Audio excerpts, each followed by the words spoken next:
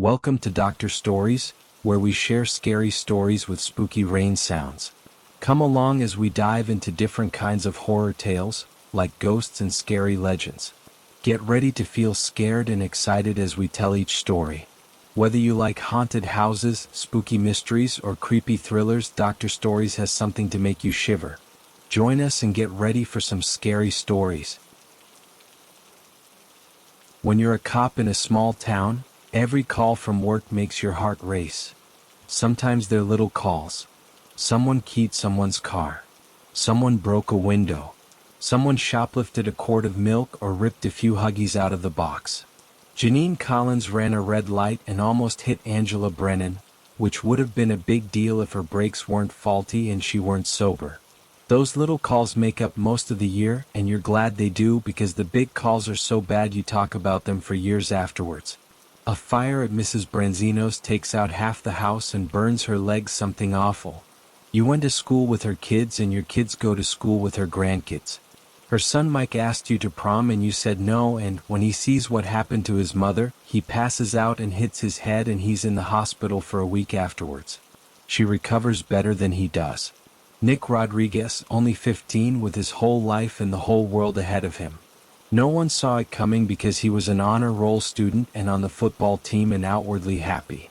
Sometimes you're having a good day and then you see a kid that looks a little bit like him and then suddenly you see him in his room like you found him, and for some reason you get stuck on the fact that he was barefoot but only wearing one sock. You wonder for days on end where that other sock was. Yesterday I got a big call. The biggest yet. I can feel it spreading already, heavy in the air and hollow. Already, it's swallowing conversations and people in days, weeks, months, years.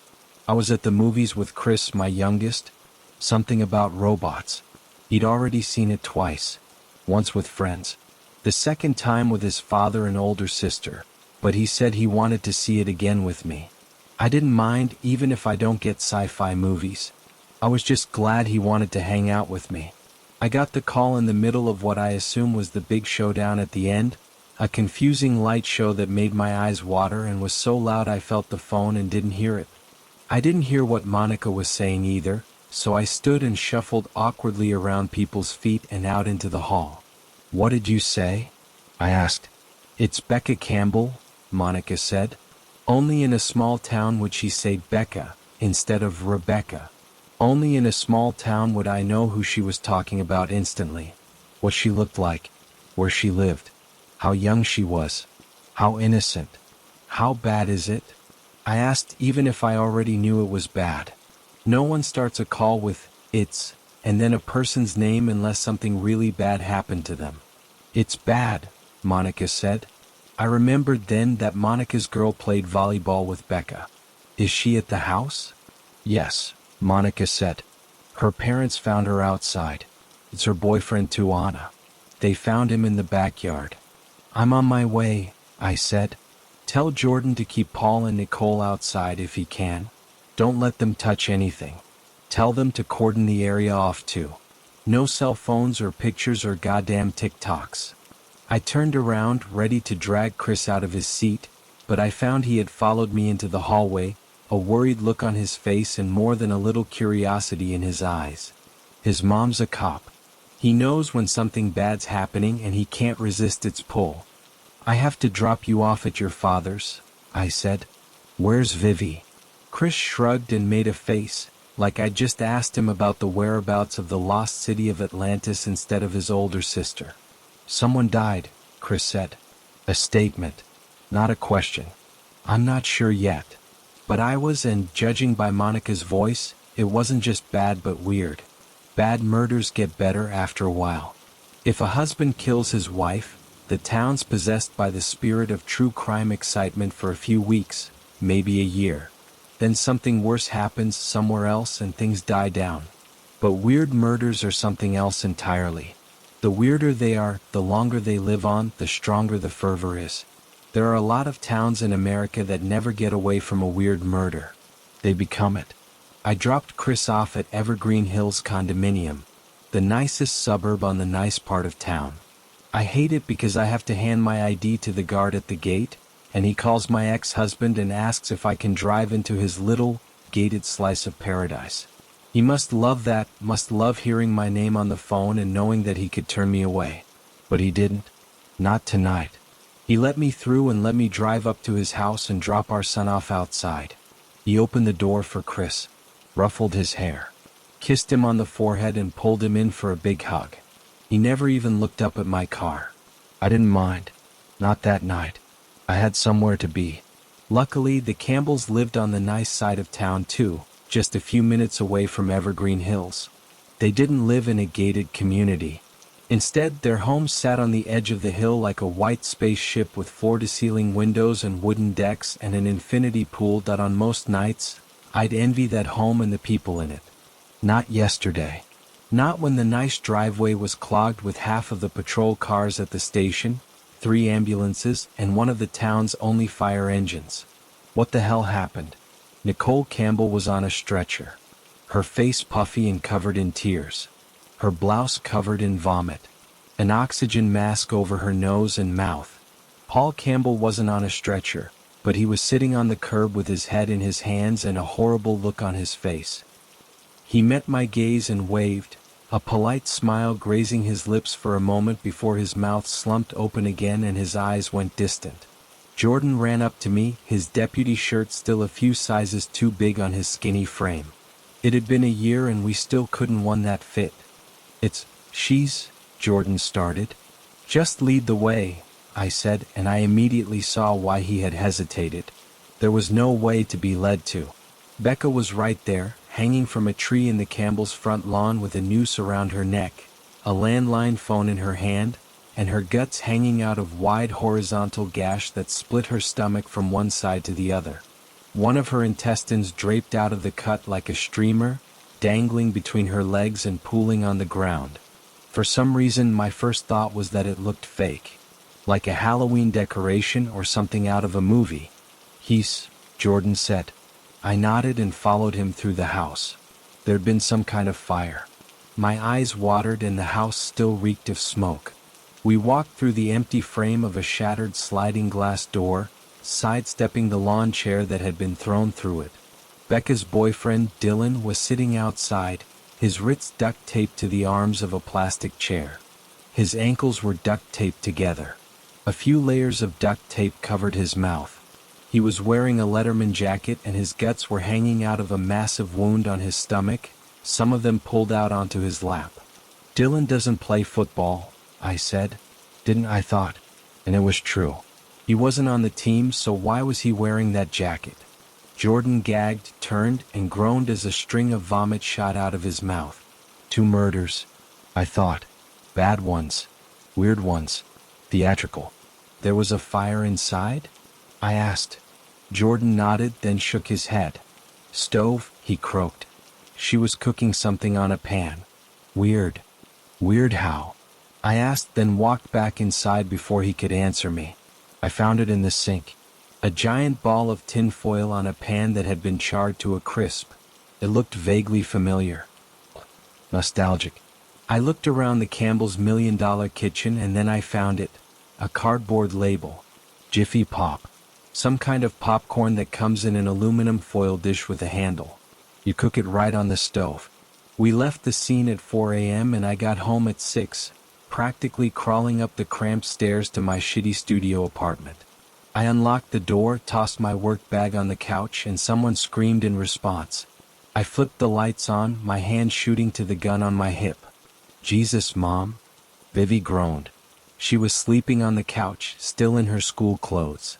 When she was little, I loved the fact that Vivian looked like me with her curly dark hair and dark eyes and brown skin. Now, I hate the fact that she looked like me with the dark circles under her eyes, disheveled hair, and wrinkled clothes. Unfocused, disorganized, mind anywhere but on her schoolwork. A lot of that is my fault, of course.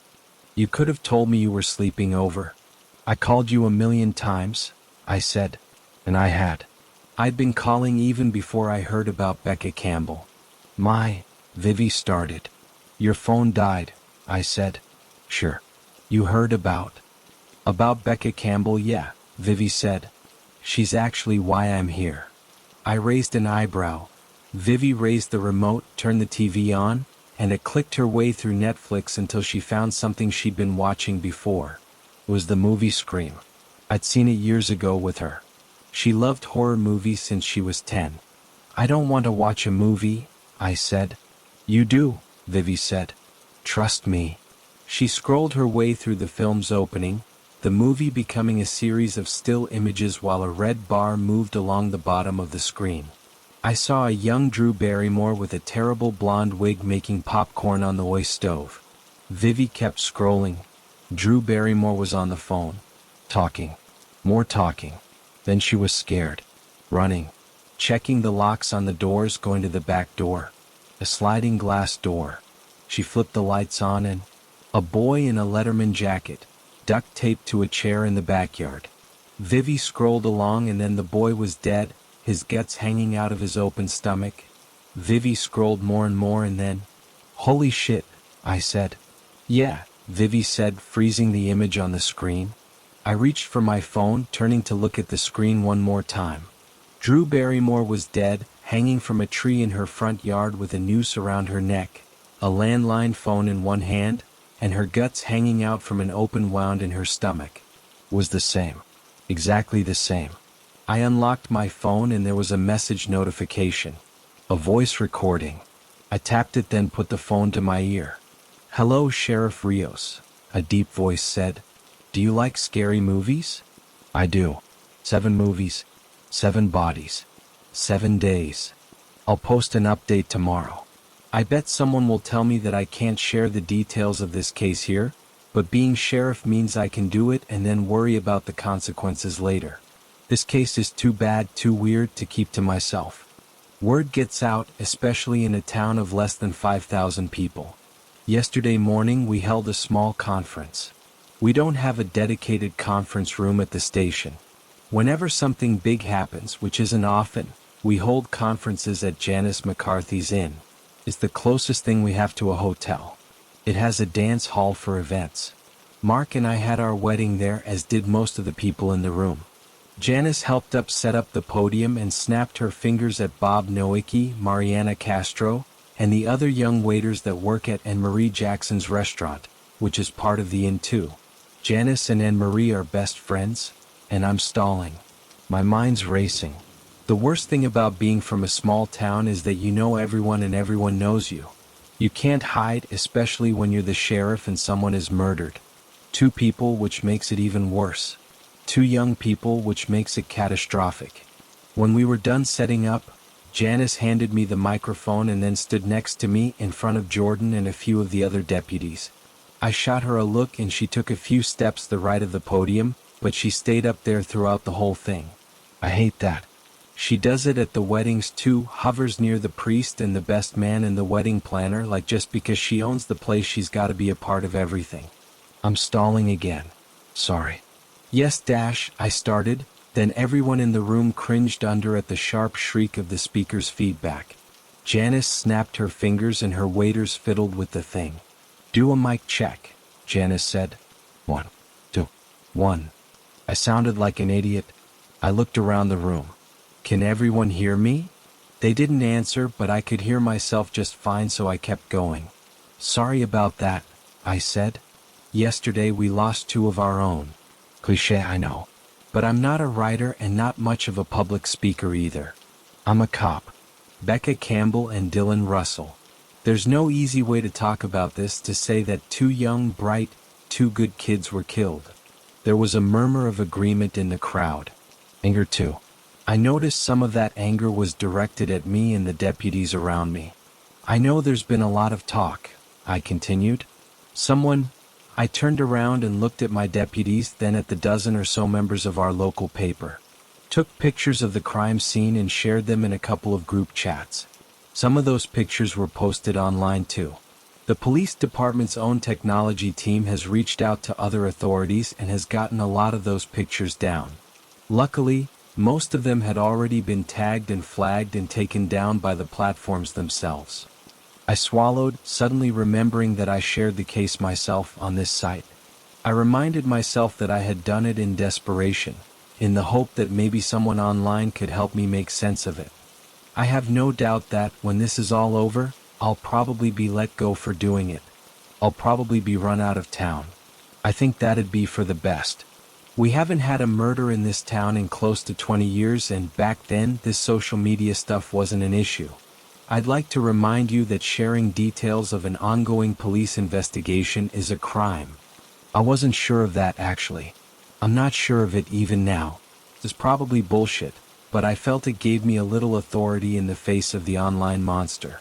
It's obstruction of justice, but I'm not here to tell you not to share photos of the crime scene because you'll get in trouble with the legal system. No. I'm here to tell you that sharing those photos is disgusting. I can't stop small-town gossip or morbid curiosity, but I will do everything in my power to stop people from gawking at two dead kids like there's some kind of sick attraction. More murmurs. Some nervous glances too. Please disregard any rumors. Don't believe anything you hear unless it's from me or a member of our law enforcement team. I'll take a few questions today. Please remember to respect the privacy of the families involved. I answered a few questions as best I could. Whether we were considering this a homicide, yes. What time were the victims killed? We're still waiting on word from the coroner, probably in a few hours. Where were the victims killed? Same answer as before. Luckily, no one asked me about horror movies. No one asked me about Scream. I think that only my daughter made the connection, and I don't think she'd share it online. She wants to be a cop like me. Wants to be in on the investigation. The more confidential, the better as far as she's concerned.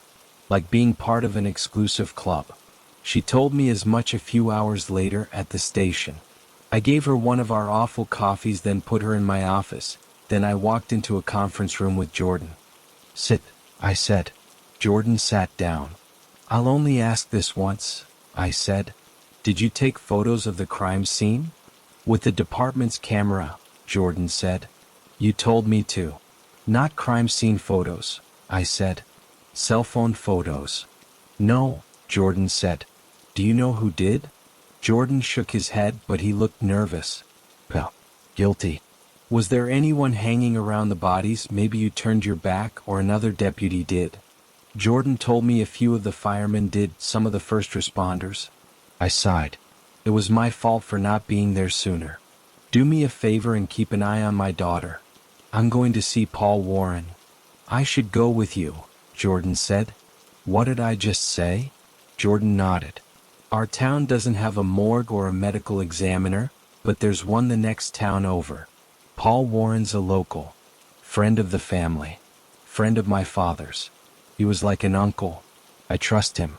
When I walked into the room where Paul does the autopsies, I don't know the name for it. It's a smaller room. Cool. Smells awful, like chemicals and something dead underneath. Anna, Paul said, mimicking the act of pulling me into a hug. He was wearing a full body coverall. Me too. His assistant had told me to it on before walking into the room. A hairnet too. A mask. The whole 9 yards. I tried not to look at the two dead kids on the table. What should I know about? I said, motioning to the bodies. The male victim. You know it's Dylan, I said. You can say Dylan. Paul smiled sadly. Dylan suffered multiple injuries to the cranial region. Examination revealed evidence of at least 12 separate strikes with what was most likely a metal object. It's my opinion that these blows were done to render him unconscious, but the blows were so strong they actually shattered the cranium and caused severe intracranial hemorrhage. The evidence points to the fact that he died from the blows to the head. He didn't die from the cut on his stomach? No, the wounds on his stomach came after. Wounds? I asked. It looks like one big slash to me. His stomach was split horizontally, which took considerable effort. I found evidence of 18 different cuts in several different directions, some of them as high up as his sternum. Whoever did this wanted to disembowel him, but I don't think they imagined how hard it'd be. Not as easy as it looks in the movies, I said. Paul shot me a strange look. I guess not, he said. She died before being disemboweled too. At least a dozen stab wounds to the chest, a few of them severed her aorta. Anything else? I asked, eager to change the subject.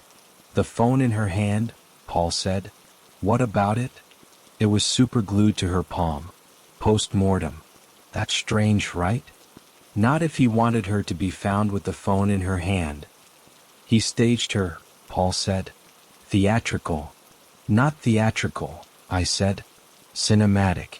Thank you, Paul. I was on my way back to town when I got the call. Luckily, it was on my way right on the edge of our town. There was nothing else lucky about this one. There's an old well on the Harrison's farm.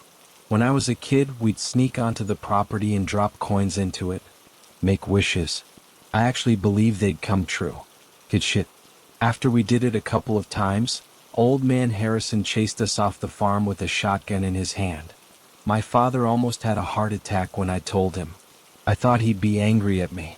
Instead, he drove over and knocked Harrison on his ass, said if he ever took a gun out in front of his daughter or any of the kids in town, they'd find his body in the well. It was Harrison's daughter who made the call. There was a girl reported missing 2 towns over. There was a conference held by the police and her parents a few days ago. They asked people in the surrounding area to check creeks, holes, old fridges or washing machines on their properties. Wells too. Harrison's daughter looked out of her window and saw the well. She told us she was sure there'd be nothing in it. It was an old thing anyway. They kept it covered with a heavy piece of wood because her own daughter had almost fallen into it once. She went out and got one of the Miller boys to help her take the cover off. That boy said Mrs. Harrison damn near fainted when she saw it, but she insisted on making the call anyway because it was her property. I got there just as Jordan and a couple of our other deputies were pulling up. I made my way to the well, took my flashlight off my belt, and shone it down the length of moldy stones all the way to the bit of water at the bottom. The girl was wearing a white dress with long sleeves. Her long, black hair was draped over her face. Her bare legs were bloated, green and blue and gray. She had to have been there since she went missing. A couple of days at least. The girl's name was Samantha. Sheriff, the Miller boy said. We found this in the well's bucket. Damn thing almost fell into the well, but I caught it just in time. He smiled proudly at that. He handed it to me. A black box. No, a black VHS tape. I turned it over to check the label.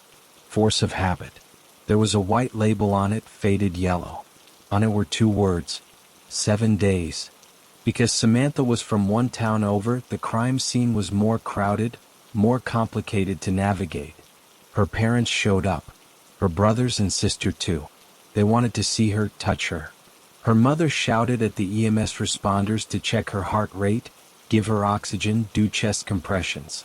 Ma'am, one of them said softly. He didn't need to say anything else. We all knew what he meant. She was dead. Had been for a while. There was no bringing her back. The chief of police from Samantha's town showed up with a couple of patrol cars. They sent ambulances and a fire engine too, to help get the body out of the well. I told him we managed just fine, but thanks. He asked me for photos of the scene. He didn't say crime scene. Probably because he thought it was an accident. I told him I'd send them over. I remembered suddenly that the tape was in my pocket. We hadn't photographed it, hadn't entered it into evidence. There was still time, but I held on to it anyway. I rationalized it. The body had been found in our town. It was our jurisdiction. I'd share the tape and its contents with them later. No need to make the parents feel any worse by bringing some old horror movie into this. This was real. Their real daughter found that way. Their real daughter, dead. Not a prop in a sick bastard's game. Not something to be used for set dressing or a reference to a stupid movie. Why is she wearing that dress? The mother asked. She wasn't wearing that dress. Paul was the me for Samantha's town. I wanted to talk to him about the case like I had about Becca and Dylan, but I couldn't. Not here. He'd report his findings to that sheriff first. Jurisdiction. Complications. I'd ask him about it later. We trusted each other in that way. In the meantime, I had a tape to watch. I walked up to my car just in time to see Jordan pull up, with Vivi in the passenger's seat. As soon as Jordan stepped out of the car, I practically tackled him. You brought my daughter here? I asked. This is a crime scene. You told me to watch her. Jordan said. I didn't want to leave her alone at the station. She rode her bike there and it's dark and... You left me here all day, Vivi said, shouting from the back seat. Like a prisoner. She tried opening the door but it wouldn't budge. Vivi knew that it wouldn't open. She'd ridden in patrol cars since she was a kid. But in all the excitement she must have forgotten. I was livid. She wanted to get out. No, she felt she had the right to get out, the right to go up to the well and gawk at a dead girl's body, the right to walk onto the crime scene. And why? Because she was my daughter? Because she liked horror movies? Because she had the same morbid curiosity that was running rampant in this small town? I took a deep breath, feeling the heat on my cheeks dissipate. It took a lot of the anger with it as it went. I reached out and opened the door. I didn't tell Jordan to hold you there, I said, leaning in to look Vivi in the eyes. I just told him to watch you. But he shouldn't have brought you here. What's that? Vivi asked, pointing to my jacket. My stomach sank. The VHS tape was sticking out of my pocket. A VHS tape? No, I said. It's nothing. It's a VHS tape, isn't it? As soon as Jordan said they found a girl in a well, I knew it was related. That's what I wanted to tell you yesterday. Like the message on your phone. 7 movies, 7 bodies, 7 days? 7 days is right out of the ring. How'd you know about the message on my phone? I asked. You kept playing it over and over again, Vivi said. Not just in your ear but when you had the phone on your hand. I thought you knew I heard it. She suddenly looked hurt. It reminded me of when she was a kid, when I'd accuse her of something that her brother had done. All right, I said. Let's get back to the station and check out the tape. I've got the crime scene photos, Jordan said, holding up his camera. I could tell he was excited. The only crime scene photos he'd ever taken were of broken windows, scratched up cars, or empty spaces left behind by stolen property. All right, follow us to the station, I said. Before I left, I caught Paul talking to the other sheriff. We shared a look. I tried to keep my face neutral. I didn't want him to know that these 2 cases are related. Not yet, and certainly not in the way that they are, as references to famous screen killings. So far, we've managed to avoid any mention of horror movies altogether. I don't want our local little newspaper to start calling these the horror movie killings or, like the commenter Dear Original 675 suggested, dubbing whoever is behind this the thriller killer. The last thing I need is more attention on this. I'm already risking enough by posting it on here. I hope that the risk is worth it, that your comments, suggestions, and even theories might help me make sense of it. Vivi sat in the passenger seat on the ride back to the station. I keep referring to her as Vivi, but a few weeks ago she threw this huge fit over it, saying that Vivi sounds stupid and childish. We've called her Vivi since she was a baby. She said that her friends call her Viv. And her dad too. So I relented and called her Viv for a few days, then she said it sounded wrong and said that I should call her Vivi. Her friends and her dad still get to call her Viv though. So, I started. Chris tells me you have a boyfriend. Mom, Vivi said. Stop. What? You've had boyfriends before. Not real ones. I was like 13. But this one's real? I guess. I don't know. I hope so. So tell me about him. Vivi sighed dramatically. It's not a big deal. Chris said he had a car. That he picks you up and drops you off late. I'm gonna kill that little asshole. Hey, I shouted. He's just worried about you. He shouldn't be, and he shouldn't tell on me either. I don't tell you about the shit he does. Like the fact that he's hanging out with Aaron and Lee and smoking pot behind the movie theater. Well, I didn't know that, I said. And I'm not happy about it. But you didn't have to turn it into all this. It was just a question. You're my daughter. If you're dating a guy and he has a truck and he drives you around at night, I should know about it. Can we talk about something else, please? Vivi said. Like maybe about the fact that there's a fucking serial killer in town and that he's obsessed with horror movies? Language, I said. And all right. Fine. Do you have any leads? That's confidential. You don't, do you? I sighed. She was right. We were looking into Becca Campbell's friends, ex-boyfriends, schedule and activities on the days surrounding her murder. Nothing jumped out at us. Nothing out of the ordinary. Ditto for Dylan Russell. He hadn't gotten into any fights at school, wasn't tied to our town's drug scene. Dylan wasn't a bully or a stereotypical jock, and he didn't make enemies as far as we knew. He was a good kid. That I didn't know Samantha Harris, but I'm sure there'd be nothing on that front too. No fingerprints? Vivi asked. No, I said. Or at least none we could find. Mason Bradley, Allie Park, and Stephanie Crawford aren't exactly a world-class CSI team. I think they were careful. They? I asked. You think we're dealing with two killers? No, Vivi said. I don't know, but no, I don't think so. I said they because I don't know who it is. Oh, I said. I was thinking about something, Vivi said. 7 movies, 7 bodies, 7 days, right?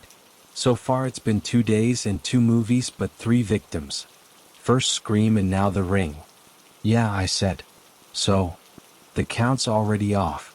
There was 1 extra victim on day 1. She was right. You think you think they made a mistake? No. Scream's opening scene has 2 victims. They replicated the scene as well as they could. Dylan and Becca even look a little like the victims. So if we assume so if they keep going like this with 1 movie and 1 victim each day, there are 5 days left and 5 movies but only 4 victims. How could they reference 7 movies but only kill 6 people? It has to be 7 bodies, right? Yeah, Vivi said. That's what I was thinking about, and I think I know the answer. What? 7 and 7 and 7. Yeah. There's a movie called 7. It actually inspired the Saw franchise. In that movie, the killer references the 7 deadly sins by killing 7 people. Well, he kills 6 but 7 die, but I guess that's a spoiler. Okay, so this whole thing is a reference to the movie 7. They've already killed 3 people and referenced 3 movies. Scream, The Ring, and 7. That leaves only 4 movies and 4 victims, but 5 days. They're not gonna kill anyone the last day, I said. Not if they want only 7 victims, no, Vivi said, smiling. And judging how strict they've been with their references, I don't think they'd spoil all this by screwing the numbers up. Good job, I said. Despite how horrible this whole thing had been, I actually enjoyed talking with Vivi, spending time with her, working the case with her. It was like a book or a Lifetime movie, a sheriff solving crimes with her daughter. When we got to the station, I put the VHS tape into one of the VCRs in the video room. We still have VCRs, yeah. Cops use them a lot. A series of confusing images showed up, like a strange black and white, avant-garde student film. It lasted only a few minutes. When it was done, Vivi looked at me and smiled. That's the tape from The Ring, she said. I'm pretty sure they just ripped it straight from the DVD's special features. It's scary how much you know about this, I said. I love horror movies, Vivi said, shrugging. You know that. The next morning, Vivi and I got up at the same time, got dressed at the same time, and rode to the station together. It was like we'd both agreed without talking about it that we'd be a team on this. I didn't really have a choice. I didn't want to bring someone in on this that I couldn't trust, and I didn't know anyone who knew horror movies like Vivi. We were pulling up to the station when we got the call. Anna? Monica asked. She was our dispatcher/secretary/general assistant. Another body? I asked. Well, yes, Monica said. But that's not all? It's Jordan, Monica said. Harriet said he didn't come home last night. Vivi and I shared a look. I called the medical examiner too, a doctor.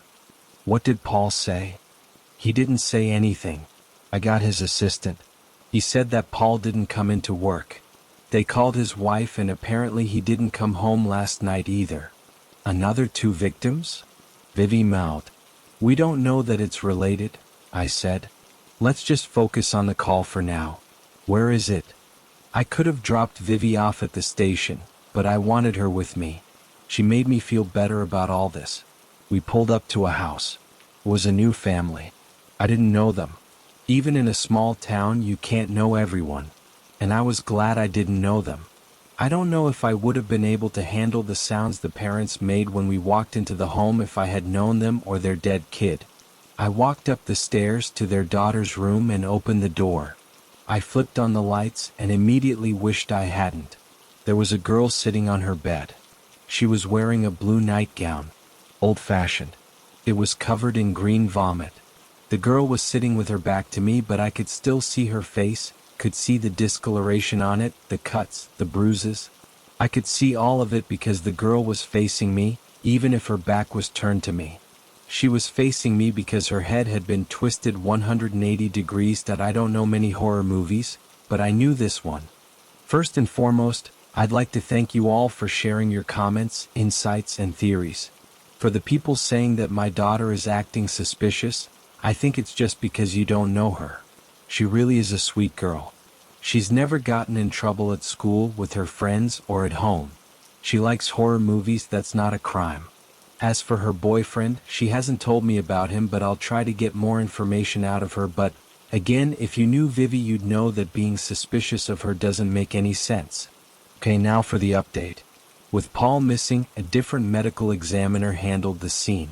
He didn't tell me much at the scene, but he said enough to make my stomach flip. There are bruises on her wrists and ankles, he said. He bound her tight, probably to keep her still while he twisted her head around. I asked. The me shrugged. Things like this? Usually a man that does it. Look up the statistics. Plus, you'd need a lot of upper body strength to twist someone's head around like this. Even a young girl's. He mimed the act and made a cracked sound with his mouth. That's a dead kid right there, I said. You make a sound like that again, I'll crack your fucking jaw. He held up his hands in a sorry kind of way. Asshole. I questioned the parents as best I could. They'd gone out for a movie, the same sci-fi one I saw with my son Chris. Their daughter didn't want to go. At 13, she was right at the age where family outings were no longer mandatory. They wanted to give her a bit of freedom. They'd never get the chance to make that mistake again. The girl always locked the door and there was a doorbell camera. Unfortunately, there were no cameras in the rear of the house, no alarms, and no locks on the girl's bedroom window on the second floor. The killer used a ladder from the tool shed in the backyard, set it against the wall, and climbed up to the girl's bedroom window. She must have been downstairs in the kitchen. There was a broken plate on her bedroom door and some uneaten avocado toast. He ambushed her as soon as she walked into her room. The mother said the nightgown the girl was wearing wasn't hers. The killer changed her clothes so that she looked more like Reagan, the girl from the film. I looked up the movie on my phone. The victim was wearing screen-accurate clothing. Just like Dylan's Letterman jacket, or the white dress Samantha, the Ring victim was wearing. Whoever the killer is, they have an obsession for accuracy. The asshole me also revealed that the Exorcist victim had a nasty wound to the back of the head, probably to knock her out. I hoped that, like Dylan, the girl had passed away from it long before the killer twisted her head around. Before I left, the asshole me said something that gave me goosebumps. He tried to keep her eyes and mouth open, he said. What? I asked. Super glue on her eyelids here, he said. But he didn't use enough and it ran. Kept the eyes closed instead. Why'd he want them open, right? Weird. There's something else too. He pointed to a plastic ring on the floor. I picked it up with my pen. I didn't know what it was. My girlfriend's studying orthodontry. Orthodontology, I said. If your girlfriend's studying it, you should know how to say it right. Okay, he said. Point is, that's one of those mouth opener things, you know? The creepy ones that give a creepy mouth? Again. Why? Finding out why isn't your job, I said. It's mine. But I knew why. I hadn't seen Scream or The Ring, but I had seen The Exorcist. The scene where the little girl's head turns around is burned in my memory. Her eyes were open in that scene. She was smiling too. On my way back to my car, I threw up in the bushes. That bad? Vivi asked. I told her the details on the way to the station. Now, you may have noticed that I don't talk about the deputies much. There are 10 of them, not including Jordan and Monica, who have pretty much moved up to administrative positions along with me. Because our town is so small, the deputies are considered officers of the court and mostly do things like see to warrants, collect payments for fines, hand out parking tickets, patrol the town, collect property taxes, and act as courthouse security. I'm both the county sheriff and the chief of police in our small town. Most of the towns around ours are small and rural, so it makes sense for the chief of the biggest town to oversee the other little ones in our tiny county. We have very limited resources after all. It's just the way it's always been done. The sheriff and chief of police before me held both positions for over 50 years. I'm the first woman to occupy both roles. I think I was elected only because that man was my father. Monica and other deputies help me oversee the county as a whole, speak to local law enforcement, manage cases and permits and fines, etc. I don't want to bore you. I don't want to give my location away either. All our deputies wanted in on the murders. They're the talk of the town after all. So I put most of them to work securing the crime scene, looking into the victims and patrolling the area. That leaves only Monica, Jordan, and I to act as a homicide detective would. Now that Jordan's out of the picture, it leaves Monica and I. But Monica talks. More than once, I've discussed private county matters with her, financials and such, and then heard her talk about them on the phone. No, I'm keeping this one close to the chest. We can discuss everything except the horror movie references. That's how I'll crack this. If I mention it, then everyone in town will become a horror movie expert and it'll be impossible to find someone who knew these movies well before the murders. I only know Vivi, so for now, she's almost like an acting deputy. We sat in my office, drinking shitty coffee, eating cookies from the vending machine. Despite everything, it was nice. There has to be some kind of pattern, Vivi said. What do you mean? All the movies have to have something in common. You think there's a pattern? I asked, taking a sip of the awful coffee and cringing. We really need to invest in a good coffee machine. Something all the movies have in common? Probably. But I don't think it'll help us right now. If this was the 90s, we could check Blockbuster or the library and see who checked out these movies recently. There's no way to see who rented them online, right? Vivi shook her head. Maybe if we were the FBI or the CIA or something. Do you know anyone else who loves horror movies? I asked. Maybe a friend at school? Or someone your boyfriend knows? Vivi gave me a knowing glare. I don't and he doesn't. She set her coffee down and looked me in the eyes. Liking horror movies isn't a crime and having a boyfriend isn't suspicious. What's your boyfriend's name? Jacob. I sighed. That's it? No last name? We were having such a good time, Vivi said. Now you're interrogating me about my boyfriend? Hell, he isn't really my boyfriend like officially. We just went out a few times. In his truck. Vivi looked confused. He drives a Prius. Your brother said he drove a truck. Maybe he was high, Vivi said, shrugging. Car, truck, whatever. His name's Jacob Marino, by the way. God, I said. His dad asked me to prom. How many people asked you to prom? The guy who owns the sports store. Dan Robar. Dan Robar? Yeah. Now Jake's dad. I shrugged. I guess I was hot back then. I don't know. We got a good chuckle out of that. Tell Jacob I want to meet him. Fine, Vivi said. When all this is over, we'll all have coffee together like adults. Sound good? Now let's get back to the freaking serial killer obsessed with horror movies. I think that's a little more interesting than a guy who's not even really my boyfriend. The killer took Jordan and Paul Warren, I said. 2 people again, like Scream. They can't kill them both, right? 2 for Scream, 1 for The Ring, 1 for The Exorcist. There have already been 4 victims and 4 movies if we count 7. If they kill Jordan and Paul for the next one, it'd put the count at 6, but there'd be 3 movies left. Maybe they won't kill Jordan and Dr. Warren, Vivi said. But 7 movies, 7 bodies, 7 days, I said. Yeah, but 7 bodies in total, Vivi said. They could reference a movie without killing someone, then kill 2 for the next one, or even 3. They never said one victim per movie. The whole thing is a reference to David Fincher's Seven anyway. There was one scene in that movie. Lust. I nodded. Vivi and I saw it the night before. She forced me to watch it. It was a good movie, I guess. Didn't like the ending though. That one had two people but only one of them died, Vivi said. But it was a guy and prostitute. Right? Vivi said. I don't think they'd reference Seven again either. Whatever it is, it's a movie where two guys are the victims. They had to take them somewhere else too, I said. They killed Becca Campbell and Dylan Russell at Becca's house. Probably because her house had sliding glass doors, a patio, and a tree in the front lawn. They're a stickler for details. They killed Lena McCarthy, the Exorcist victim, at home too. But they kidnapped the ring victim and brought her all the way out here. There was a well in her town. A few of them actually, I said. They must have wanted you to find her then? I put my coffee down. My stomach seemed to twist into a tight knot. You're the expert, I said. Are there any movies where two guys get kidnapped? Vivi scrunched up her brow. She closed her eyes. A horror movie where two guys get kidnapped, she muttered. It has to be a famous one too.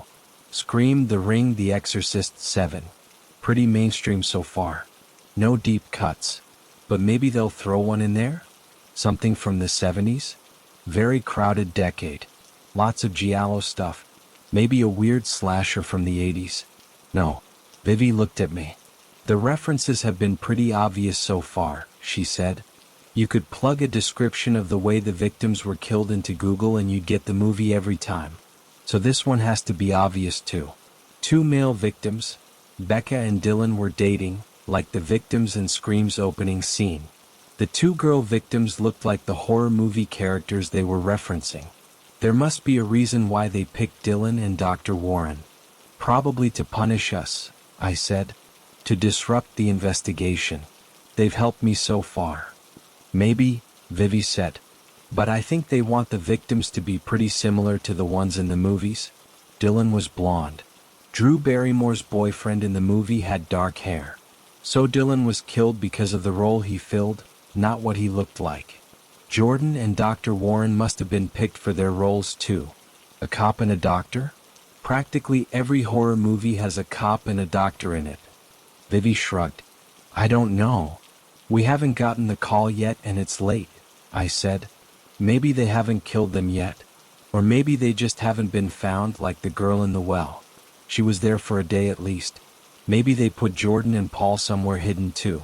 Like a barn or an abandoned house. Two guys, Vivi said. A cop and a doctor. Hidden somewhere. Not at their home or a public space because they would have been found there. Somewhere remote. Vivi's eyes drifted across my desk and stopped at the department's camera. I'd used it to take photos of the crime scene. Jordan usually takes the crime scene photos, right? Vivi asked. You called him a photographer. Yeah, I said. So? It's not a cop and a doctor then, Vivi said. Her eyes were wild with the excitement that only comes from putting a puzzle together. It's a photographer and a doctor. Both of them kidnapped. It's obvious. What? I asked. What movie is it? Saw, Vivi said. They're referencing the first Saw movie. Are there any big, creepy public bathrooms in town? Like maybe an underground one? Or something in a factory? It has to be a rundown one too. Abandoned. Vivi, I don't know every bathroom in the county. They'd pick one we could get to quickly, Vivi said. One we'd know. In the movie, a cop rushes to the bathroom. Ah shit, but he did it by following a suspect there. But it's gotta be a bathroom. A really big one. Grimy. Tiled walls. The only big, underground, abandoned bathroom I know is the one at the old bus station. We had to board up the whole building because squatters kept sneaking in. It was a drug den. That has to be it, Vivi said.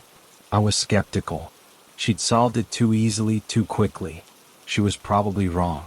Then again, Vivi has always been smart. All her teachers say she's ahead than her classmates. She reads at a grad school level at 17. We pulled up to the old bus station. It was an eyesore, one that the town council had been trying to tear down for years. But our town's historical society had put a stop to it. The building was nice. Art Deco. Built in the 1930s. But they'd screwed up when they put in the water pipes. Most of them burst at the same time one summer. Damn near flooded the entire building. Rotted the wood floors and wood stairs and platforms. Not it was a gutted, decaying mess.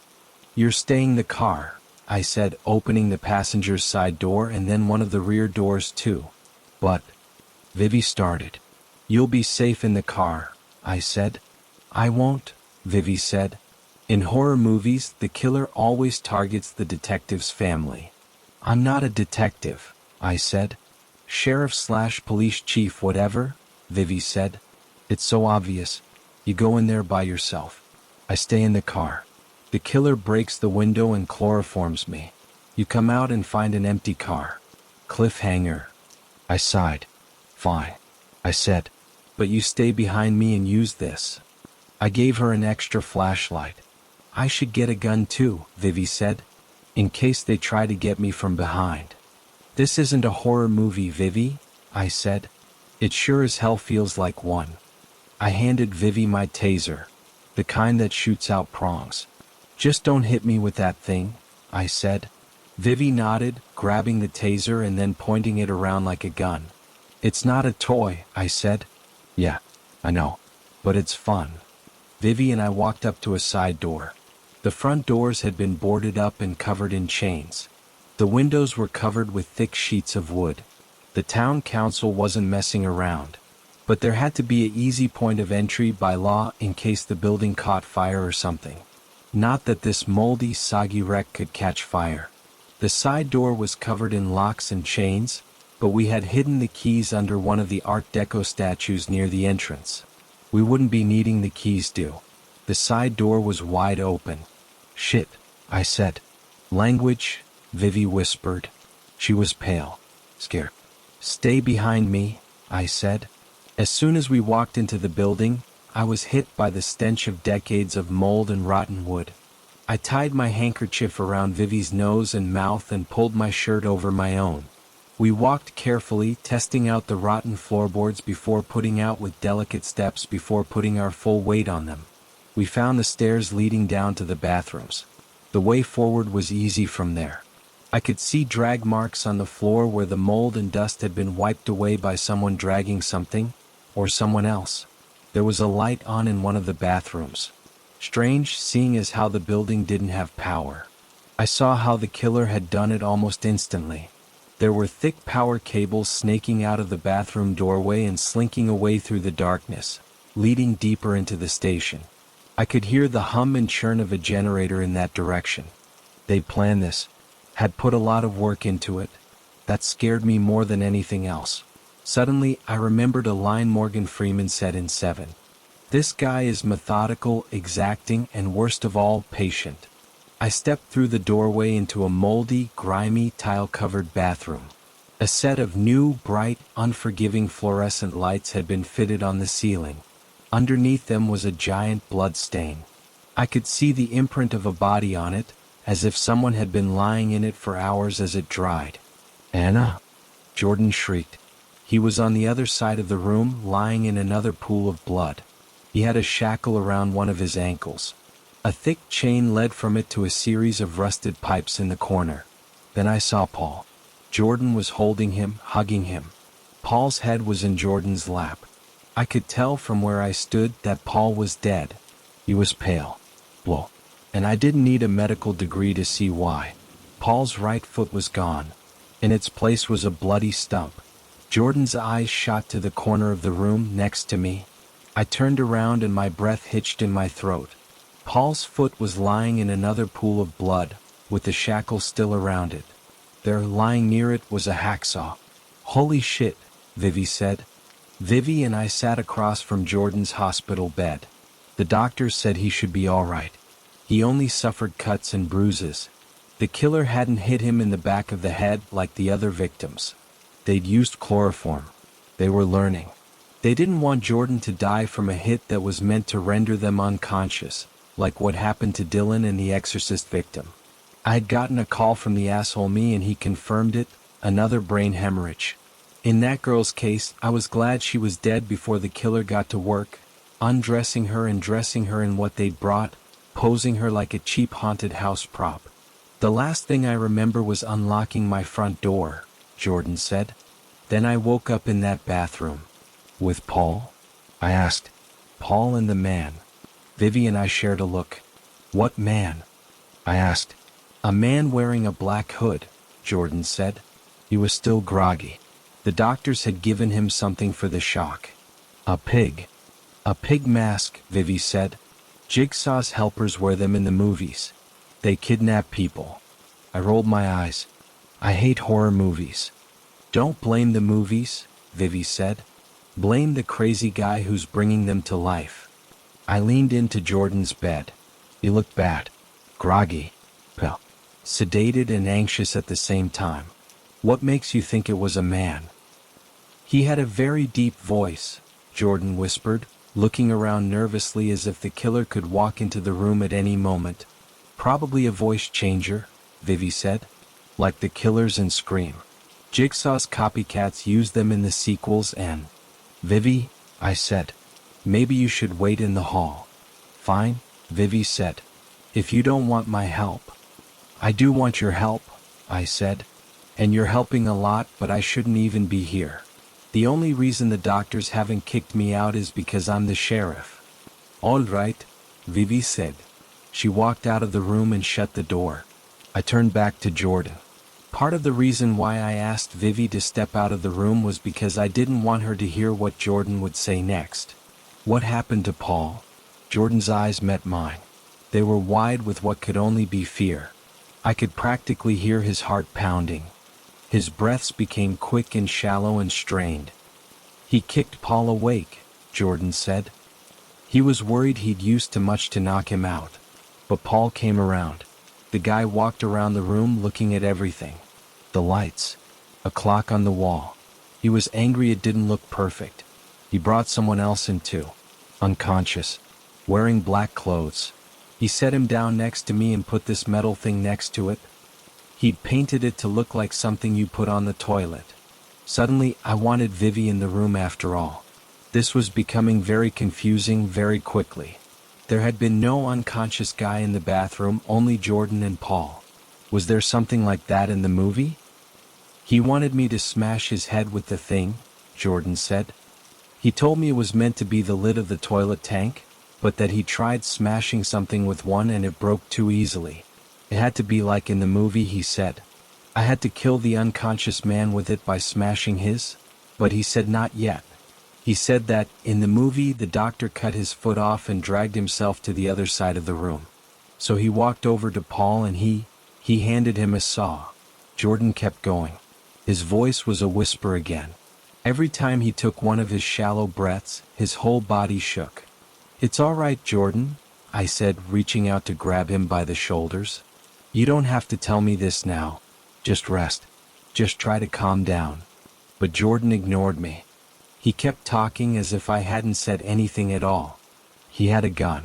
He pointed it at Paul and told him to cut his foot off at the ankle. Paul was really calm. I don't know how. Paul told the man that if he did what he wanted, he'd bleed to death very quickly. In 1 or 2 minutes, he said. The man didn't care. He told Paul he'd live if he did what he asked. All he had to do was crawl to me, then crawl outside, and the man would cauterize his wound and he'd live. Jordan took a deep breath. I was glad that he paused and glad that he was breathing a little more regularly now. Paul said no. He tried to tackle the man. He almost got his gun. Almost. The man got very angry. He took a blackjack out of his robe. I shuddered. If you don't know what a blackjack is, they're retractable metal batons with a very hard tip. You can kill someone with them very easily depending on where you hit them. They're illegal in our state. He hit Paul. Paul went limp. Then the man tied a blue shirt around Paul's ankle and... I know what he did next, I said. You don't have to tell me. Jordan nodded. There was a lot of blood. A lot. That worried him. He tried to stop it by pulling the shirt tighter, but it didn't work. Then he started checking for a pulse, started doing chest compressions. But Paul was dead. Even I knew that. I took a deep breath. It felt like I hadn't breathed since Jordan started talking. The man started shouting. He broke a mirror. He walked over to me and took the unconscious man out of the room. Then he walked back in, dragged Paul over to me and left. I thought I heard him whisper something before he left. Game over, Vivi said. What did I tell you? I asked. Vivi was pale. Her eyes wide. Yeah, Jordan said. That sounds about right. From the movie? I asked. Vivi nodded. The doctors gave Jordan something so that he'd sleep, and Vivi and I walked out of the hospital into my car and drove home. We didn't talk the rest of the day. Whatever illusions I had about this being fun, about a sheriff and her daughter teaming up to catch a killer, were a distant memory. This was ugly. Made me sick. I scrolled through the horror category on Netflix and I had to run across the room and puke in the kitchen sink. I don't think I'll ever be able to watch another horror movie again. I can tell that Vivi feels something similar. I asked her a few questions, mostly about the unconscious man that the man wearing a pig mask wanted Jordan to kill. She just told me to read about Saw online. She sent me a link to a wiki. I couldn't even look at it. Maybe someone can explain what the reference was in the comments. I'm having a hard time reading them either, especially the ones telling me to look at Vivi or her boyfriend as suspects. She's my daughter, not a character in a movie. There's no twist because there's no writer. This is real as much as I wish that it weren't. I raised Vivi. She and Chris are my life. Which is why this next part took me so long to write. Vivi said she wanted me to drive her over to her dad's. At the time it seemed like a great idea. Mark had been blowing my phone up with dozens of missed calls, asking me where Vivi's daughter was, and when I told him that she was with me, he said that that's exactly what he was afraid of. He'd heard about Paul, of course. He knew about a few of the other ones too. But he didn't know they were done by the same person like most people in town. I hadn't shared the horror movie references. As far as they were concerned, there was a string of strange murders taking place, culminating in Paul and Jordan being kidnapped and tortured. I drove Vivi over and dropped her off a few houses down. I didn't want to see Mark. I was afraid I'd punch him if I did. Be careful, Mom, Vivi said. The killer always goes after the detective in the movies. I'm not a detective, I said. I'm a sheriff/police chief. Remember? Vivi smiled at that. It was a weak smile. Not one of her best, but I was glad to see it. The next morning, I woke up to my door practically banging off its hinges. Someone was knocking on my front door frantically. I opened it to see Monica. She rushed into my apartment, pushing past me. What was she doing here? She's always down at the station doing, oh no. Something happened. Something bad. Really bad. Where were you? She asked. I fell asleep, I said, reaching for my phone. I'd left it on the couch, under a cushion. The screen lit up with about 1,000,000 calls from Mark, Monica, and practically everyone else in town. Don't say it, I said. Monica covered her mouth. Her hands were shaking. Her eyes full of tears. She said the very thing I was dreading. I thought that, because I knew it was coming, the words wouldn't be that bad. I was wrong. The fact that I'd guessed them, that I'd imagined Monica saying them in my worst nightmares, just made it all 10 times worse. 100 times. 1,000,000 times. It's Vivi, Monica said. They think she's going to pull through. I pushed past her and ran outside. Monica drove me to Mark's. I was glad she did. I would have ran every red light, would have slammed into every car in front of mine, would have tried running through everything in my way. Instead, I just sat in the passenger seat looking dead ahead. In a daze. Sedated. Terrified and numb at the same time. We pulled up to Mark's house. I stepped out. Mark rushed me immediately, slamming me against Monica's car, slapping me across the face, shouting in my ear. You did this, he said. This is your fucking fault. My deputies pulled him off me. One of them, Trevor, pinned Mark on the ground and threw cuffs around his wrists. Let him go, I said. Trevor got off Mark, but Mark didn't move. He just lay there, burying his face into the grass and sobbing. I walked upstairs, went into Vivi's room, ignored the horror movie posters on the walls. and saw a pair of EMTs rolling her out on a stretcher with an oxygen mask on her nose and mouth. She was wet and wearing nothing but the towels they'd wrapped her in. But she was awake, her eyes half open. The EMTs kept tapping her on the face, kept telling her to stay awake. "She's alive," I said. "She's okay." "Is she? Will she?" "Ma'am, we need to wait for the blood work to know for sure." I rode in the ambulance with Vivi and Monica. The EMTs filled me in. Mark heard a noise and saw someone jump out the window. He found Vivi in the bathtub, unconscious. The EMTs told us that she wasn't out for long as far as they can tell. For the next few hours, I sat in Vivi's hospital room, waiting for her to get back. The doctor said they'd flush her stomach, run some tests, start her off on an 4 drip. One of my deputies found a sleeping pill bottle on Vivi's bedroom floor. They brought Vivi in. Still groggy. She was in and out. It's a small town. They know me and they know her. The doctors are good and they watched her closely. Her blood work came back. Sleeping pills. Higher dose than recommended but not lethal. She should make a full recovery. No signs of brain damage, no respiratory depression, and she didn't ingest any water or vomit. "You'll be all right," I said, kissing Vivi on the forehead. Chris and I sat together through most of it. He was quiet, distant. His phone was out and unlocked. He scrolled through it, staring past the screen, eyes unfocused and glazed. His phone screen kept turning off, going into sleep mode. Chris would bring it up to his face and unlock it, only to stare past it once again. Then it locked up and he'd do it again. We held hands. We hugged each other and cried and hovered over Vivi while she slept. Chris kept asking the doctors if it was okay for her to sleep. He wanted her to be awake. The doctors said all the sleeping pills were out of her system, that she needed rest, oxygen, and the 4. Chris didn't like the oxygen. He told me he'd only seen it in movies when someone was about to die. My phone buzzed. A photo message. I unlocked my phone and opened it. It was a photo of Vivi's bathtub, sent by one of my deputies.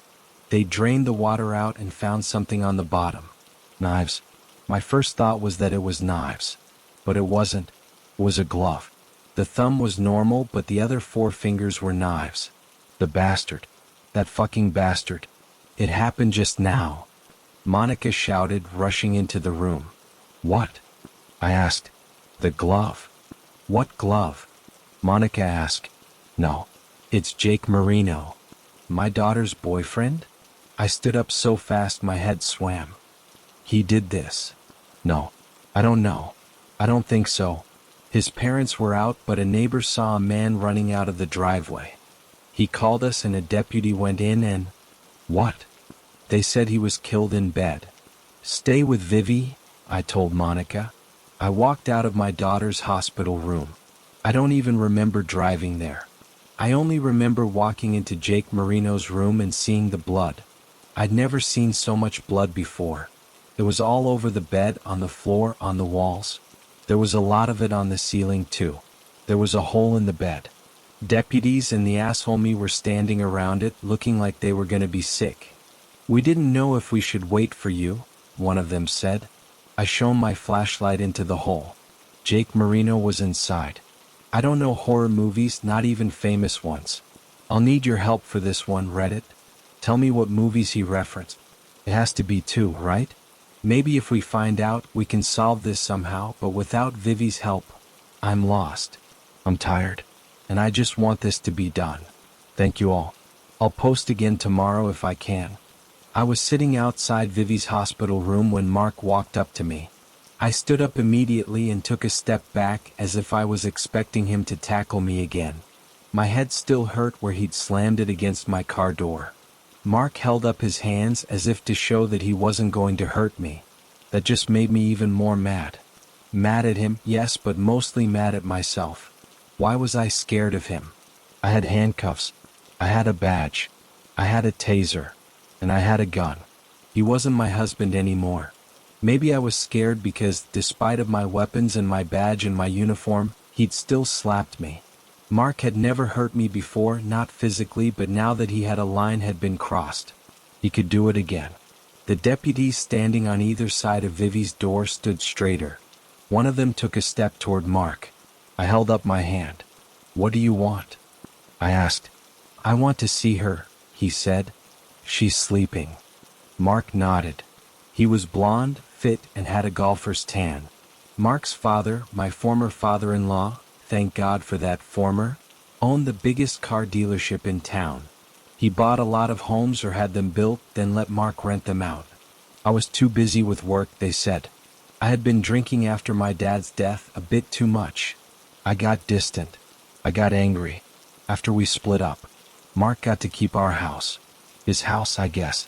It had never been mine.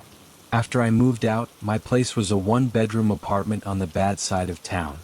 My income wasn't enough to give Vivi and Chris the life they'd gotten accustomed to. So Mark got full custody. I saw my kids on weekends, but not every weekend because of work. "Maybe I made a mistake," Mark said. "Vivi's been acting out for the last couple of months. Sneaking out, like when she stayed over at yours a few days ago. She got a tattoo, she tell you about that?" "No," I said. "I just hope she wasn't doing drugs," Mark said. "How is this helping?" I asked. "Look, I have a lot of shit to do." "Then why aren't you doing it?" As much as I hated to admit it, as much as I wanted to punch his smug country club face in, Mark was right. "Watch him and Chris," I told my deputies, then I walked out. I paced around my office, looking at the crime scene photos laid out below me, on every available surface. Dead kids. Too many of them. That was when it hit me. I felt like a character in a movie. A detective looking over crime scene photos, trying to find the killer just beyond the frame, off camera, working a few hours before the photos were taken, taking lives and playing a sick game. This was like a movie, wasn't it? The killer had made sure of that. What if he wanted me to act the part? To make my own references? I thought back to say 7N. It had to be the killer's favorite movie if all of this was a reference to it. I'd seen it a few nights ago with Vivi. I remembered it well. I remembered, too, how Morgan Freeman and Brad Pitt had found the killer's address. Our town's local library was small but welcoming.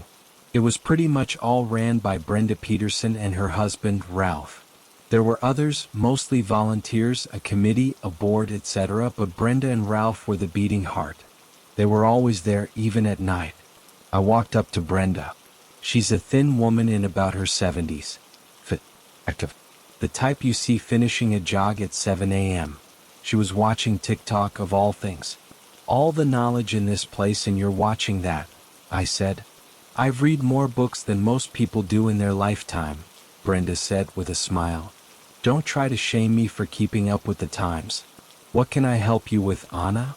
In Say 7 and Morgan Freeman notices that the killer is well read, so he makes a list of books the killer was referencing or would be interested in, and asks a shady guy from the FBI to give him a list of people who had checked them out. Now Brenda and I went way back. She'd worked at the library since I was a kid. That didn't make what I had to do easier, it made it harder. It's hard to lie to someone who's known you since you were little. You feel like they should know the way you talk, the way your face moves, that they knew when you were lying as a kid, so they should know now. Luckily, I didn't have to lie to her. Not really. I just had to bend the truth a little. Smudge it. But that's still wrong. Every cop knows that. "You heard about Paul and Jordan?" I said. Not a question. It was an undeniable fact. Everyone in town had heard about them. "Yes," Brenda said, leaning in. Her eyes were wild with excitement she was trying very hard to keep under wraps. I could feel the air around us change, suddenly becoming charged with the sparks of small-town gossip. "We think that whoever did it likes violence," I said. "You know, gets off on it?" Brenda narrowed her eyes and nodded. "I was wondering if there's anyone in town who's been checking out gory books recently? Or maybe violent movies?" "I can't give out any information regarding our patrons," Brenda said. "It's LA policy." "What?" I asked. "The American Library Association," Brenda said proudly. "I could help you if you subpoenaed me." "Sorry. I should have guessed that librarians were loyal to their readers and upheld the ALA's standards like I was supposed to uphold the law. Still, I had to try something." You can tell me if there was anyone suspicious in here though, I said. Or anyone new. Someone who didn't fit in. Brenda's eyes lit up. I could do that, yes, she said. I'm almost certain. Yes, I said. Now, was there anyone wearing a hood? Acting strange? Hovering around the movie section maybe? Looking at violent things? There was one person, Brenda said. Wearing a black hood.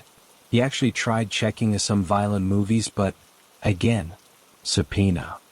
Right, but you're not telling me what he checked out, I said. Just that he was acting strangely. So you're not giving out any confidential library records. You're a valuable witness in an ongoing police investigation. Was his name by any chance John? Brenda's eyes lit up again. How did you know that? She asked. He tried to register as John D. I told him that an initial wasn't allowed as a last name. He put in John Donovan. Did he put an address in when he registered for a library card? I asked. Oh, he didn't actually register, Brenda said. He didn't have an official ID. He didn't even get through all the personal details. Did he start to write an address? Or maybe mention where he was staying? You know what was weird? He actually put in Donovan Street. That made me think his name was fake. What are the chances, right? That was all I needed. Donovan Street was full of businesses, restaurants, car dealerships, a laundromat. There weren't many residences there, but I knew one. Thanks, Brenda, I said. If anything comes of this, we'll ask you to testify as a witness. You think you'd agree to do that? Brenda perked up. Yes, of course, she said. What should I wear? To court. If we ever catch this guy, I said, I'll let you know. The house on Donovan Street had been empty for years. Like the abandoned bus station, it was an eyesore. The owners of the neighboring businesses signed petitions every year, saying that the property drew in rats and the wrong kind of people, and that it was bad for business. Every year, old Mrs. Mayhew paid exterminators and landscapers to make the house look a little better, then went back to doing absolutely nothing with it. She didn't want to rent it, tear it down, or sell it. She just liked looking at it, she said. Like driving past it. It was the perfect place for what I knew was coming. It'd be just like, say, 7 in. I didn't have to kick the door in. It was open a smidge. I pushed it with my foot. My hands were a little occupied. One with my service weapon. The other with my flashlight. Sheriff's Department. I shouted into the home. If there's anyone in there, make yourselves known and come out with your hands up. I heard the man before I saw him. The sound of boots slamming into the sidewalk getting closer and closer. I turned just in time to see a man wearing a hat and a leather coat drop a bag of groceries and raise a gun toward my head. He shot several times. At the wall mostly. I slid down to the sidewalk, rolled into the grass. For once, I was furious at Mrs. Mayhew for having it cut. I looked up to see the man running into an alley between two of the restaurants. As I stood and started running, I noticed the dinner crowd and most of the waiters spilling out into the street, looking at me in an anxious daze. County Sheriff. I shouted, flashing my badge. Get back inside. I ran into the dark alley. My gun out and shaking in every direction. Every shadow, every trash bag, every nook, every dumpster. I was convinced every time that the killer would pop out. Was there any horror movie death that took place in an alley? I remembered one. The actress was the girl from Buffy the Vampire Slayer. There a parade going on in town and she was running through an alley. Right before she could escape out into the parade, the killer stabbed her with a hook. Was that going to be me? Was Vivi going to wake up in the hospital and hear that her mother was killed to reference some stupid horror movie? Vivi and Chris loved their weekends with me, loved a break from Mark. With me gone, they'd have nowhere to go. I heard footsteps again, then the whistle of something hard, metal, and thin shrieking through the air and slicing down in an arc. The blackjack hit me in the back of the head. I dropped instantly, my gun spilled out of my right hand and the flashlight out of my left. I turned around, looking up to see a black figure standing over me. I cowered. My hands rose up instinctually. I didn't want to get hit again. That's what was on my mind, all that was on my mind. I'd forgotten about the gun. I'd forgotten about the killings. I just didn't want him to hit me again. And he did. He brought the blackjack down on my left forearm. I heard it snap before I felt it. The figure above me pressed his gun into the side of my head. I could have tackled him. I could have tried something clever, but my head was a mess and my arm hurt. That was my world. Just that pain. That pain and the feet that more pain could be coming my way. The gun left my head and the man walked away. As I lay in the alley, hugging my broken arm, I kept thinking about the fact that, in say 7 in, the killer overpowers Brad Pitt's character in an alley and lets him live. After that scene, Brad Pitt's character wears a cast for the rest of the film. Say what you will about the killer, he was making me remember a lot of details about horror movies. If that was his goal, then he was accomplishing it. I stood and walked out of the alley. The world was a blurry, intangible mess, but I did my best to keep it steady. I had to walk back into the house. There was something there. I was sure of it.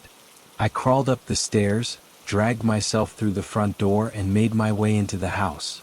And it was empty. Completely empty. In the film, the detectives enter the killer's apartment and discover that it's filled with hundreds of notebooks explaining the killer's motives, as well as religious iconography and 7 display cases for elements used in each of the crime scenes. There was none of that. It was just the same empty eyesore of a property that Mrs. Mayhew refused to rent or sell or tear down. I collapsed on the floor, vaguely aware of the police sirens and the shouts outside the front door. And there, beneath me on the hardwood floor, was a single Polaroid photo.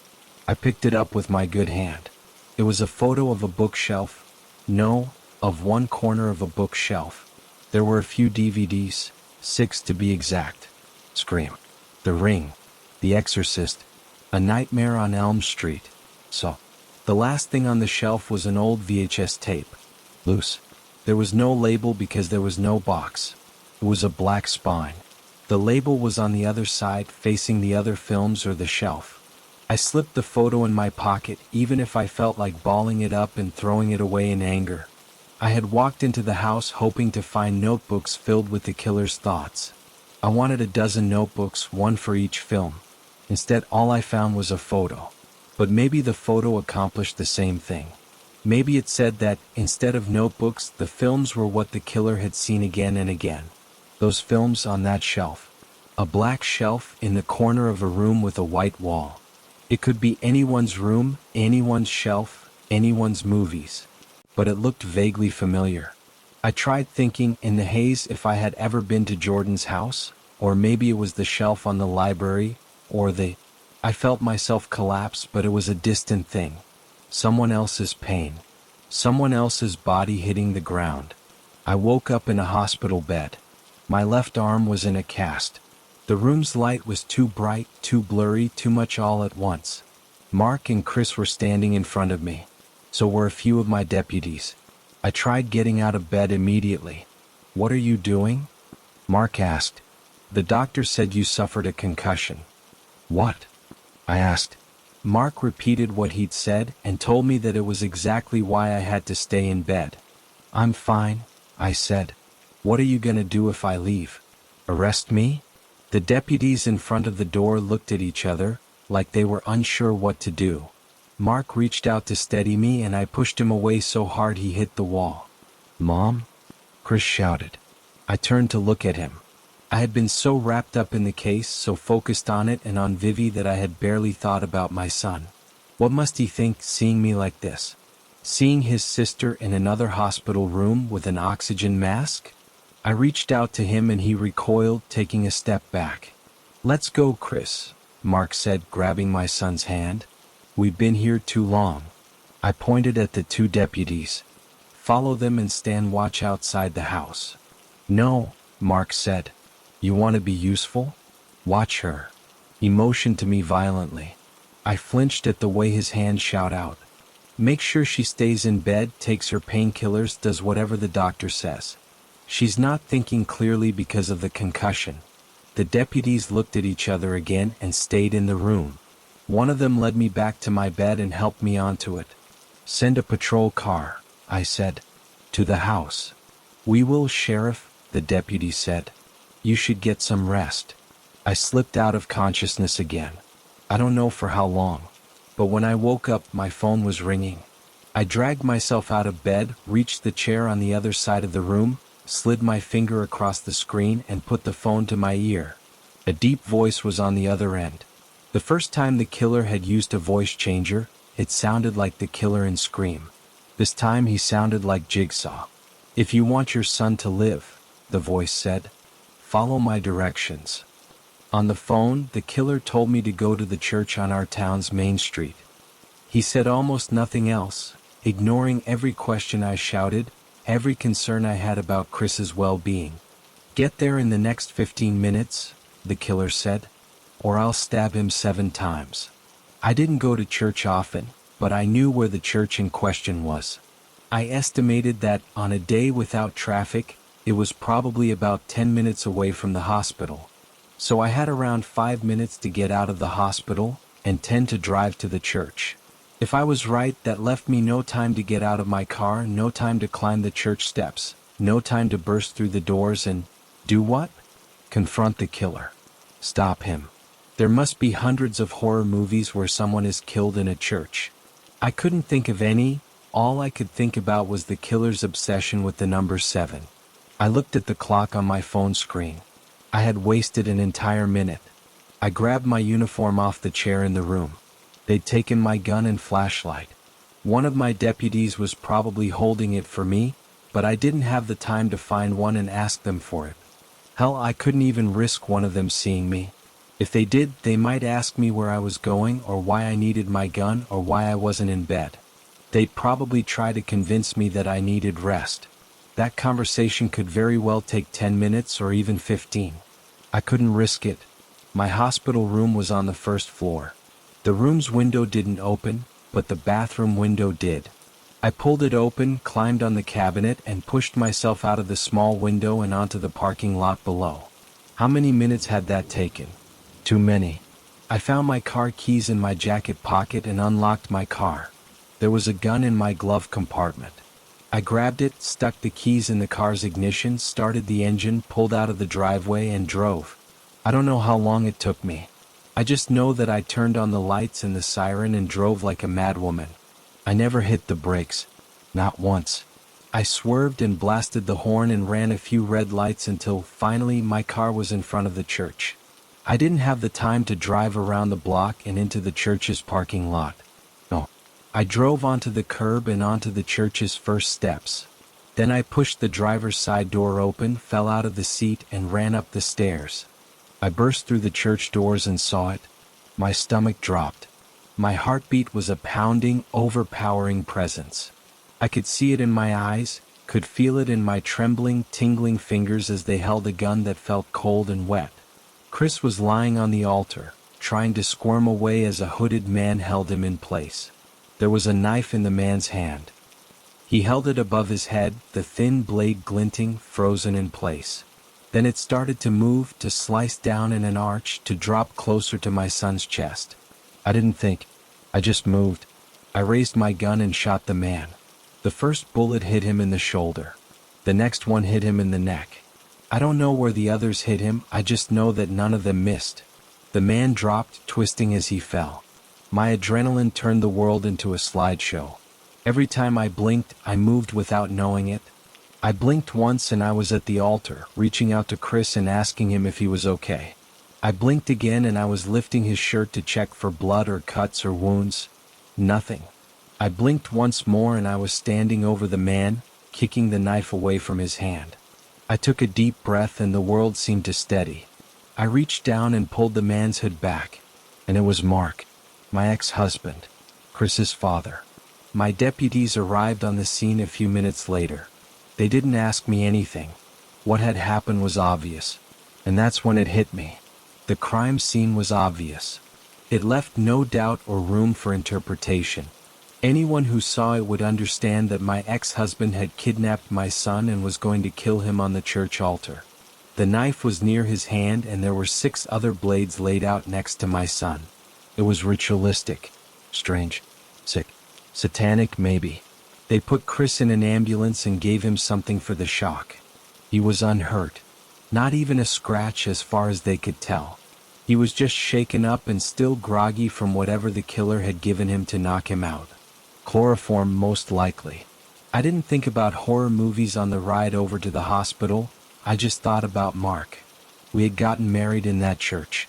I kept seeing him in a tux, kept hearing him laughing because he'd said yes instead of I do, kept seeing him shooting nervous glances at his father, as if he was willing to stop the whole thing if my very soon-to-be father-in-law shook his head, gave him a disapproving look, or frowned. Mark was behind it all. It seemed unbelievable, like a bad twist, a bad ending, something I should have seen coming. A few people had guessed in the comments. There were only so many suspects after all, and this was like a movie, wasn't it? In Say 7 and undoubtedly the killer's favorite movie, one of the detectives shot the serial killer. It had been part of the serial killer's plan. He won, in a way, because his plan was to reference the 7 deadly sins. Is that what had happened here? But in Say 7N, that scene had taken place in a field outside the city, and the killer hadn't kidnapped the detective's son. It wasn't a reference. 7 movies in total, right? We were up to 6. Say 7N. Scream. The Ring. The Exorcist. So. A Nightmare on Elm Street. Whatever the movie was, the scene had to be similar. I couldn't place it, and it didn't even matter anymore. Mark was dead. Vivi came to see me later. She was fine. Ready to be released. She gave me a hug. I can't believe it was Dad, she said. That made me think of what had happened again, of what I had done. I had shot Vivi's father. Chris's father. Chris wasn't talking, and he probably wouldn't talk for a while. I couldn't imagine what he must be feeling. His own father had tried to kill him in a sick, sacrificial, ritualistic way, and then his mother had killed his father right in front of him, and he'd get through it. I'd help him. We all would. As a family. The next few days were a blur. That's why it's taken me a while to update this. That's why the days are off. It's taken me more than 7 days to write and publish the story, but all of the events happened exactly in 7 days. Writing with only one hand didn't help either. Our lawyer came to see me at my apartment later. He was holding a sealed envelope. He said it was Mark's will. He'd written it a few years ago and never updated it. In it, he left me his house, all his belongings, all his money, and the properties he rented out. Vivi and Chris were in the room when the lawyer read the will. Vivi hugged me. Chris was still shaken up, sitting away from us, staring off into empty space. Later that day, Vivi and Chris insisted that I stay with them in Mark's house, our house now. The lawyer said that, with Mark gone, and especially with the circumstances he had gone in, I'd get full custody of Vivi and Chris. No one would question it, he said. It had only been a few days, but people in town were already calling me a hero. I was sure that I would get fired, exposed for not revealing the evidence sooner. One day, I walked into my office and there was a woman sitting at my desk. She was from the bureau. She'd read the things I posted online. The world lurched. My stomach dropped. This was it. I'd just gotten Vivi and Chris back, and now I was going to lose them and lose my job, and everyone in town was going to know that I'd hidden this from them. If I had revealed the horror movie thing, maybe some of the victims could have lived. Maybe the town itself would have been more careful, more alert, known what to watch out for. I know what you've been going through, the woman said. The letter. The game. The manipulation. I didn't ask her what she meant. I got a feeling that I shouldn't. We found it when we were looking into the crime scenes in your place, of course. She handed me it typed in a plastic sleeve. Evidence. I started reading. Hello, Sheriff, the letter began. I want to play a game. Over the next 7 days, I will kill 7 people. If you don't play along, I will kill many more. You see, I've always loved horror movies, and I want to make one of my own. Each one of my murders will be a reference to one of my favorite horror movies, and I expect you to play the role of the cop. My adversary, in a way. I want you to play your role well. If you reveal these letters to anyone around you, or if you share anything about my love of movies to your deputies or the people in town, I will choose to reference a movie with a much higher kill count. I imagine the killer chuckling at that. A sick laugh like the killers in Scream. Did you know that, in the old movie, the Invisible Man kills 120 people by derailing a train? Maybe I'll do something like that if you don't play along. I want you to type up what you find in each crime scene and post it. Make it like a horror story. I'll provide the link below. Make it suspenseful. Don't mention this letter. Don't mention the threats. Make it a surprise. I had never seen that letter before, but it was how I was going to get away with everything. Writing these posts. Not telling anyone about the horror movie connection. The killer had thought of everything. I wasn't to blame.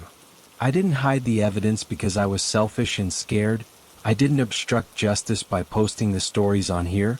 I was just following a sick killer's directions, right? Except that I wasn't. I hadn't been. And the killer and I both knew it. So why was he protecting me? I thanked the agent and drove back home. I was settling into my room when I decided to go into Vivi's. She was at school at the time. I hadn't been in the room in the house since they'd found her in the bathtub. Vivi had insisted on painting her room with dark purple walls and a black ceiling. Each wall was covered in horror movie posters. Halloween, Friday the 13th, the Texas Chainsaw Massacre, House of 1,000 Corpses. There was a poster that caught my eye. It was a black and white poster of a woman wearing a strange contraption on her head. How much blood would you be willing to shed to stay alive? It read, Saw, was written on the bottom in red. I looked around the room again. There was a black shelf in the corner. Vivi had filled it with books, movies, and those little Funko Pop toys. I walked over to it. There near the wall was a row of DVDs and one VHS tape. Say 7N. Scream. The Ring. The Exorcist. Saw. A Nightmare on Elm Street. And a black VHS tape with no box. I remembered suddenly the Polaroid picture I'd found in Mrs. Mayhew's abandoned house. I was expecting a room filled with hundreds of notebooks explaining the killer's motives, like in Say 7N. Instead, I'd only found one picture. Of this. A picture of Vivi's shelf. I grabbed the VHS tape and pulled it out. The Omen. I'd seen the movie many years ago. In theaters. It was an old movie even when I was a kid, but they'd re-released it. I'd actually seen it with Mark first. Vivi, Chris, and I watched the remake too a few times. How could I have missed it? The movie's about a boy who's revealed to be the Antichrist. People die around him in freak accidents, and his father discovers his true nature. The boy's father takes him to a cathedral, sets him on the altar, and is about to kill him by stabbing him with 7 sacred daggers. Just as he's about to stab him the first time, the cops burst in and shoot him, saving the boy. The villain wins, just like in Say 7N and the first Saw movie and The Ring and A Nightmare on Elm Street. But that wasn't the pattern. The real pattern, the one I had been looking for, was that the killer had picked the movies out for a reason. To emulate Vivi's shelf. To pay homage to it. Or maybe not. What do I know anyway? I don't know horror movies. I went around Vivi's room with a garbage bag.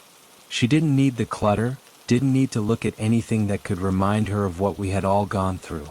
So I put all her horror movies in the bag and the Polaroid and any receipts I found. Her horror movie posters too. I found some old shoes with mud, so I threw those in there. A black hoodie. Gloves. She didn't need them.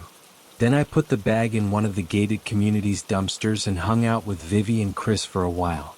She wasn't mad that I'd thrown her stuff away. She looked relieved, actually. She was happy for the first time in a while.